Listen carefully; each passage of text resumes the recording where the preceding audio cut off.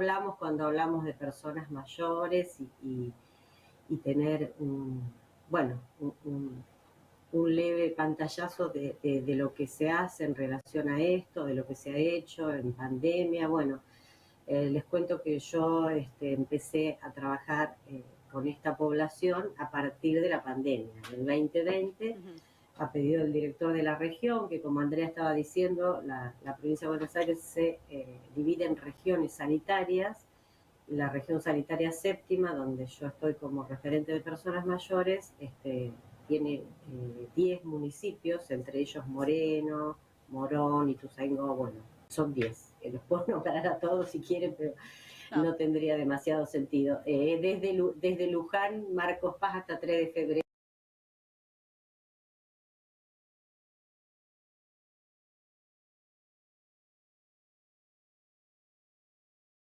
A trabajar con violencia de género, justamente con Gladys, porque habíamos empezado a trabajar de la asociación civil con esto y a partir de la pandemia, todo, bueno, con la emergencia sanitaria todo fue diferente y algunos, bueno, tuvimos que cambiar.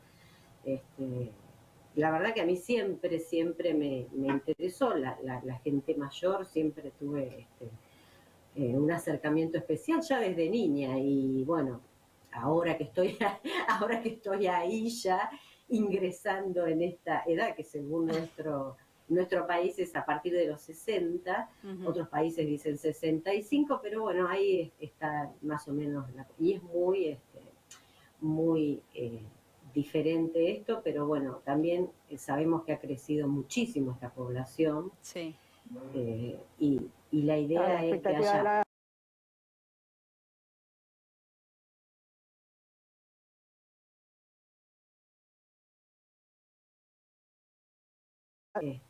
darle la calidad de vida a las personas como debería ser, ¿no? Según los derechos humanos, claro. Y como nosotros pretendemos que sea, y la verdad es que, bueno... Sí, porque por momentos, bueno, con todo lo que pasa y con los vacíos que encontramos con respecto para personas de la tercera edad, es como que se dejan de lado, como que ya está, pasaste cierta edad y no importás para muchos sectores de la sociedad, de la política. Es muy occidental esto, pero igual yo siento que fue un antes y un después. Esto visibilizó mucho la pandemia a esta población, aunque también fue cruel en muchos para lugares, muchos. hasta se dijo, bueno, no importan.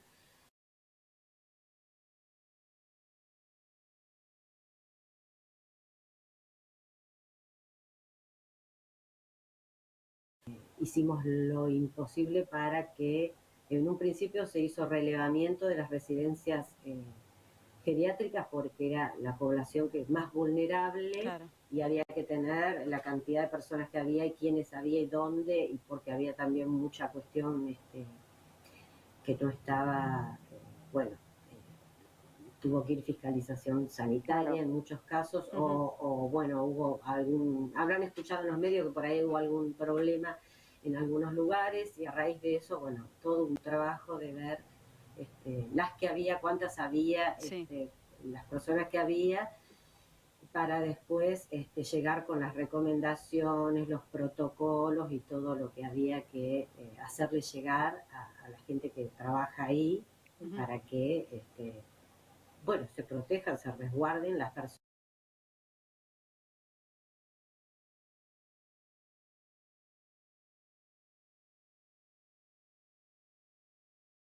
Bueno, fue todo, fue también... Sí, convengamos que durante la pandemia fue la población, junto con los niños, fueron los dos extremos los más golpeados, porque claro. El aislamiento fue mucho mayor para ellos. Fue un aislamiento no solo sanitario, sino también social. Sí. Para un adulto mayor, calculo que el contacto con los afectos, con la familia, con los amigos, porque hay muchos que tienen una vida social muy activa con sus pares. Y el golpe me parece que fue mucho más fuerte para ellos. Uy, ¿se me congeló Mónica? Sí, creo que sí, se le tildó. Si está escuchando, que se desconecte y...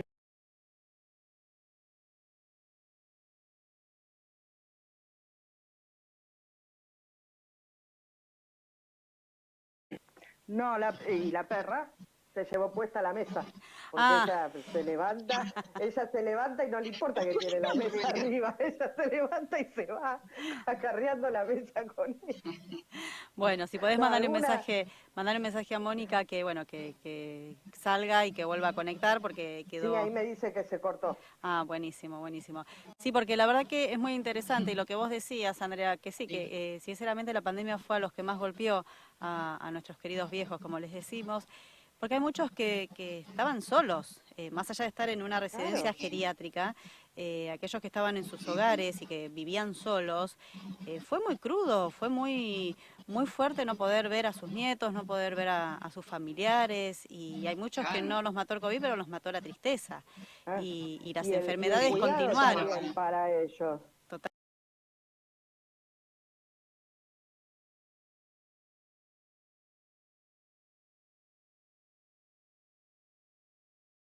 Los protocolos para quienes tenían internaciones domiciliarias también fueron muy duros, era complejo, y los que estaban en residencias geriátricas podían por ahí socializar entre ellos, pero las residencias geriátricas quedaron aisladas, quedaron con protocolos donde los que podían salir no podían hacerlo, no podía ingresar nadie de afuera, no había forma.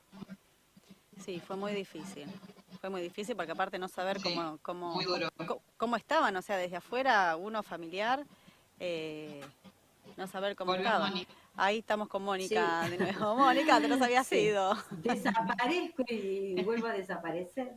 Así estamos. Ahí estamos. Bueno, sí, la estábamos verdad comentando el tema de cómo afectó la pandemia desde lo social.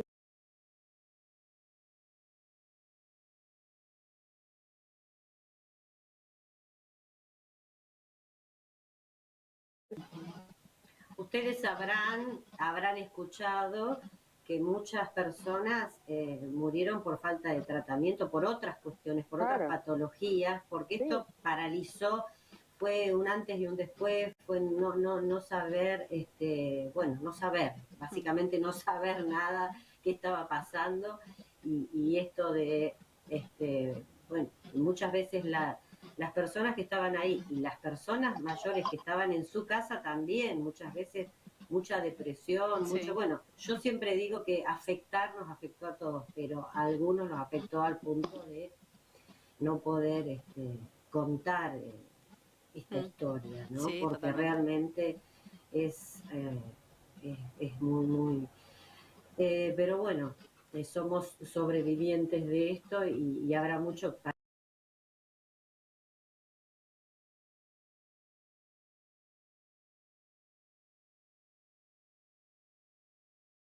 hacer desde nación, desde provincia básicamente, y también, bueno. ¿Cuál fue ese trabajo que llevaron adelante, Mónica?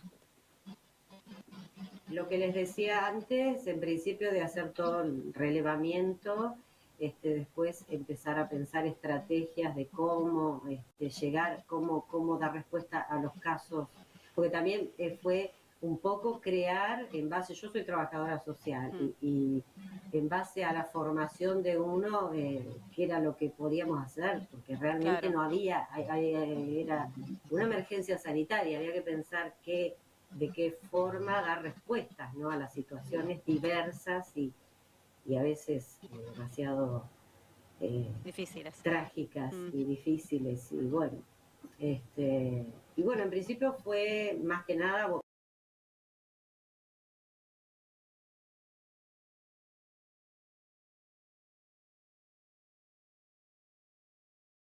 por el virus, que en ese momento era muy difícil pasarlo, y bueno,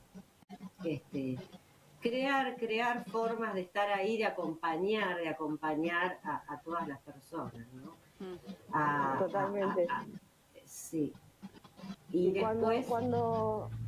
Cuando discúlpame, Moni, porque estábamos hablando del tema del abuso y el maltrato a la tercera edad. Sí. Y en todo este proceso, ¿les sorprendieron la cantidad de casos que pudieron encontrar? ¿Hubo un incremento de abusos, de maltratos? ¿Qué consideramos abuso y maltrato? Sí, abuso y maltrato, obviamente no solamente es el maltrato físico,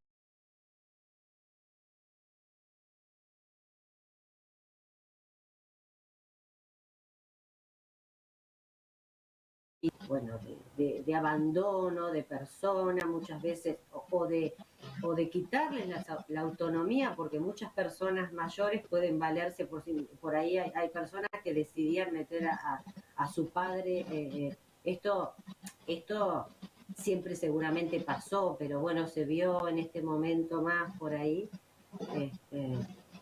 de meter a sus padres en una residencia geriátrica porque, bueno, por otros motivos, no porque la persona necesitara eso, ¿no? Sino porque, bueno, querían hacer uso de los bienes de esta persona. Las cosas más insólitas y, bueno, que uno dice son de novela, pero no, pasan en la vida. Siempre la realidad supera la ficción, ¿no? Sí, lamentablemente. Sí, sí, sí. Y hay cosas que no se te ocurre pensar.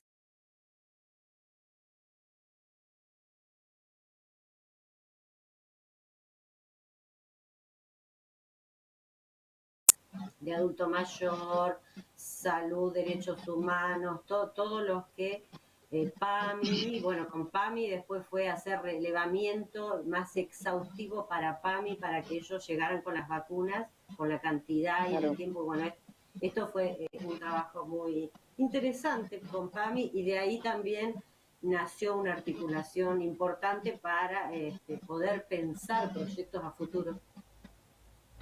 Yo pensaba que escucho mucho ruido. Surgen muchas cosas y muchas posibilidades de pensar a futuro cosas para mejorar la calidad de vida de las personas, ¿no? Yo lo escribo en cada informe y ahora estamos armando un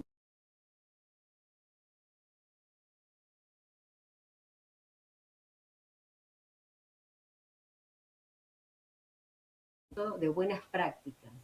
Entonces nos hace pensar, rever, sistematizar y yo insistí mucho en hacerlo porque me parece muy importante, aunque sea para pensar qué hicimos, qué podemos llegar a hacer y eso, mejorar nuestras prácticas, ¿no? No, eso está bueno porque te vas capacitando, más allá de ser un concurso, vas viendo realmente si ese es el camino, si hay algo para mejorar, si hay algo para cambiar. Es muy valioso el poder hacerlo también.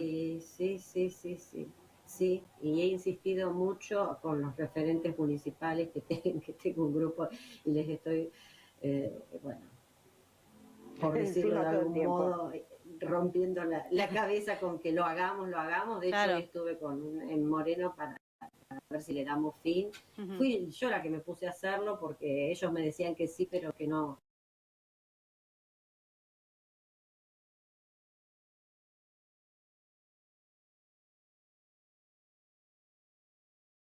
Tenemos que hacerlo y mínimo tenemos que participar 3 para hacerlo, para firmar 3 personas. Bueno, le digo... Ahora, Moni, estábamos hablando del relevamiento a las residencias geriátricas y durante la pandemia, pero no solo durante la pandemia, antes también, muchas veces aparecen denuncias de instituciones que se descubre que están maltratando a los abuelos de maneras súper crueles. ¿Cuáles son los controles que tienen las instituciones y cómo hacemos si necesitamos poner a nuestro adulto mayor en una institución?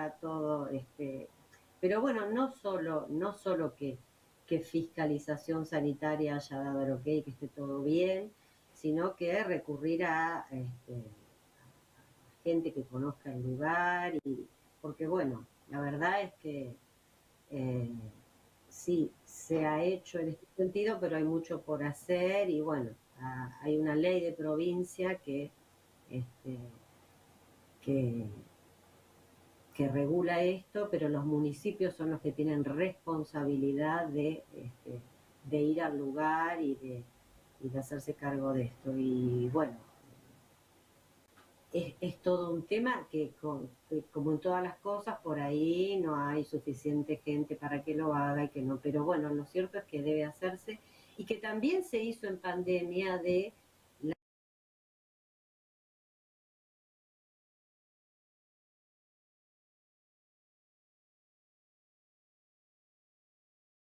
tampoco se podían cerrar si no era porque había que sostener a las personas ahí, no quiero decir, se les dio una ampliación de tiempo para que pongan todo en regla, no era cuestión tampoco de dejar a la gente en la calle. Claro, no sé si pero de todas maneras, sí, lo que pasa es que es sí, interesante lo que estás diciendo. Sí. Pero de todas maneras, cuando suceden tristemente, yo supongo que una residencia geriátrica no es que yo el día de mañana me levanto y digo, bueno, tengo un espacio, tengo una casa, tienen que tener ciertos requisitos y no todas son para las mismas problemáticas, porque eso va a depender también del tipo de personal con el que cuenten. No es lo mismo una residencia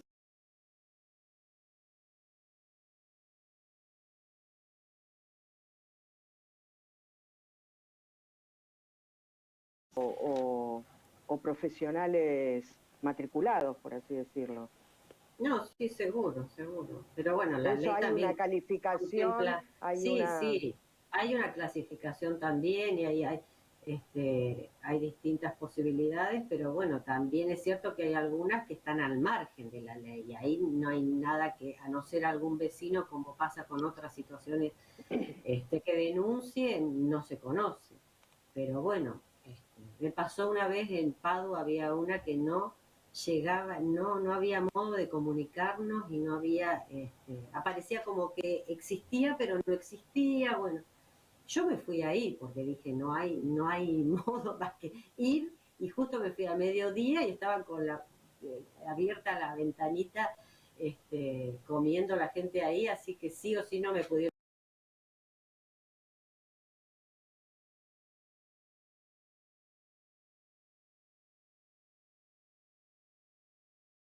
tener que iniciar el proceso de fiscalización, pero por ahí estaban en negro, no existían. Claro. Bueno, si nosotros, cualquiera, ¿no?, de nosotros ve una situación de abuso o de maltrato, sea en una residencia geriátrica o sea en la calle, un vecino, como decías vos, un conocido, ¿dónde tenemos que denunciar? ¿Y qué es lo qué es lo que tenemos que denunciar? Cualquier cuestión de denuncia que se haga por maltrato o violencia se puede hacer del mismo modo, porque justamente hay algo que creo, no sé si lo dije, que lo básico acá de entender son los derechos humanos, que de ahí se desprenden todos los demás derechos de las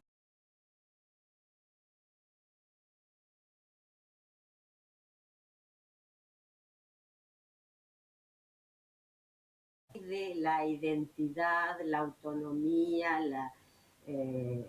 la recreación, montones de cuestiones que a veces se cree que en pos de esta cultura que tenemos de proteger a la persona, y esto del abuelito que yo te iba a decir antes, Andrea, por eso decimos ahora persona mayor, pues no todas las personas mayores son abuelitos. Claro. Y hoy en día hay que sacarles este mote de abuelitos porque no, hay personas que se enojan mucho porque nunca en la vida fueron ni padres ni son abuelitos. Entonces, Bueno, y hay otros que por más que lo sean, son abuelos de sus nietos y no quieren que le llamen abuelito.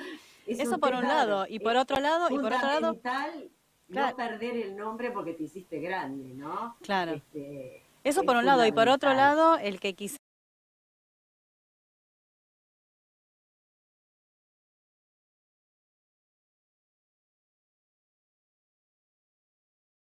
Claro, exactamente. También esa es otra cuestión. Hoy en día se hablan de muchos conceptos nuevos, de curso de vida, porque es otra tendencia, ¿viste? Es una nueva perspectiva, porque no todas las personas envejecemos de igual modo. La idea es que cada persona haga el mayor tiempo posible, desarrolle las habilidades y las capacidades y las posibilidades que tiene por el mayor tiempo posible. Nunca es tarde para aprender cosas nuevas. Claro, que tenga derecho a decidir si quiere o no. Por ejemplo, a mí me pasó, les voy a contar hechos así cercanos, porque era mi papá, que después falleció, pero en un momento dijeron, se tiene que cortar la pierna en La Pampa. Dijo, a mí no me van a cortar la pierna de ningún... Era un hecho que había que hacerlo, pero él se negó y nosotros escuchamos.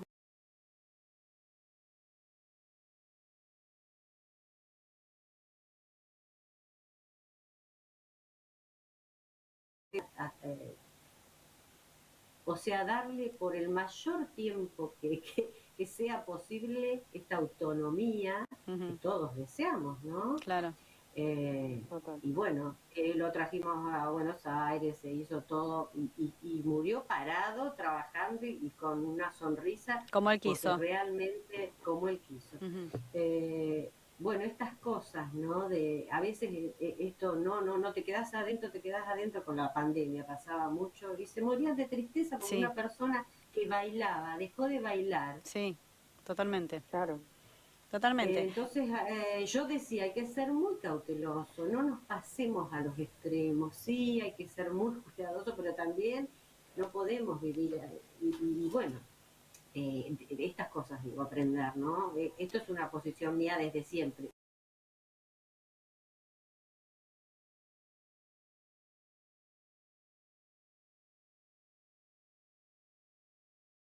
Con mis allegados, ¿no? 84, 87, que tienen su tiempo para pensar las cosas, para razonar o entenderlas. Y uno muchas veces pierde la paciencia y opta por o retarlos o tratarlos mal o decir no entendés nada. Entonces, armarnos de paciencia y, claro, y desde el amor... también, claro. Porque uno tiene que entender que, bueno, tienen otros tiempos, claro, totalmente. otras formas, y bueno... pero bueno, se trata de eso, ¿no? Creo que Andrea dijiste antes amor y es eso, ¿no? Es no dejar que nos sobrepase el cansancio o la impaciencia, entender que a todos nos llega y que el deseo es ese y acompañar en este sentido, ¿no? De que las personas tengan las mejores posibilidades. Totalmente. Las mejores posibilidades.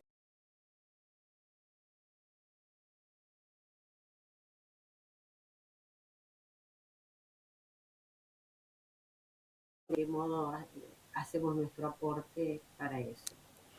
Genial, genial. Bueno, Moni, la verdad, una pena que se haya cortado el tiempo por todos esos desperfectos, pero creo que esa frase final que dijiste resume toda la problemática. Así que te agradecemos muchísimo. Sabemos que siempre contamos con el equipo de Razonar. Y déjame que te diga algo más, que esto es muy importante, que estamos ahora, yo me reúno la semana que viene con la gente de salud mental de la región para crear un dispositivo específicamente para mujeres mayores, porque hemos recibido mucha demanda de esto, ¿no? De que han sido víctimas o son víctimas de violencia, entonces, bueno, para ver de qué modo abordar esta población.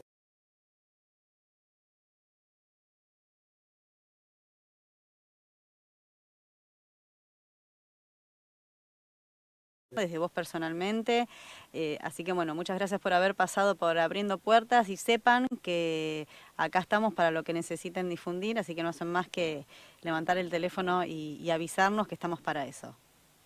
Bueno, gracias, muchas gracias. Gracias. Cualquier cosa ahí hacemos. Gracias. Gracias, gracias. Hablamos con Mónica Mata, licenciada en asistencia social. Hablamos sobre nuestros viejos, como le decimos cariñosamente. Vamos, si les parece, queridas compañeras, a una tandita y después volvemos con más Abriendo Puertas, otra entrevista de lujo.